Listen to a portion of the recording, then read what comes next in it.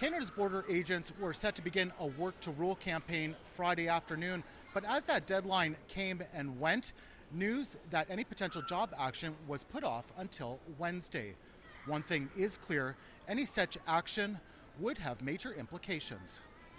CBSA agents, like anybody else, need to be paid fairly. Advocate Gabor Lukács warns delays could hit air passengers hard. If going through CBSA takes you a lot of time, that's not the airline's responsibility other than rebooking. They're out of luck to the extent that meals and accommodation expenses are concerned. But if pilots get delayed, he argues there could be a case to make a claim. That is something the airline should be expecting and calculating with now that it has been announced. Over at land borders, these are vital trade and business corridors. You have auto parts and finished vehicles going back and forth all the time. There's very little play available in terms of the scheduling.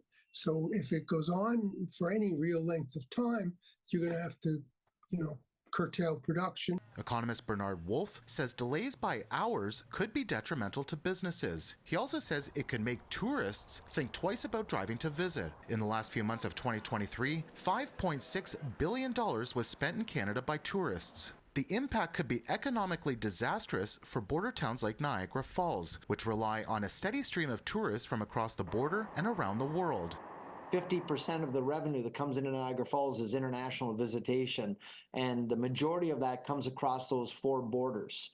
We call it the rubber tire market, people who drive here. We're within a day's drive of approximately half the population of North America, so those borders matter.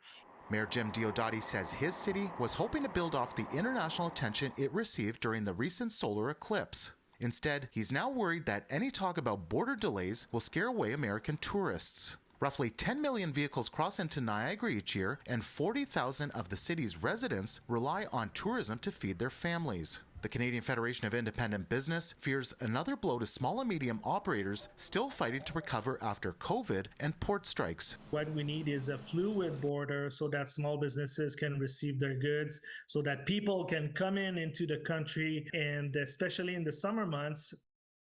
So the top issues for the union are pay parity with other law enforcement agencies, pension benefits, and remote work.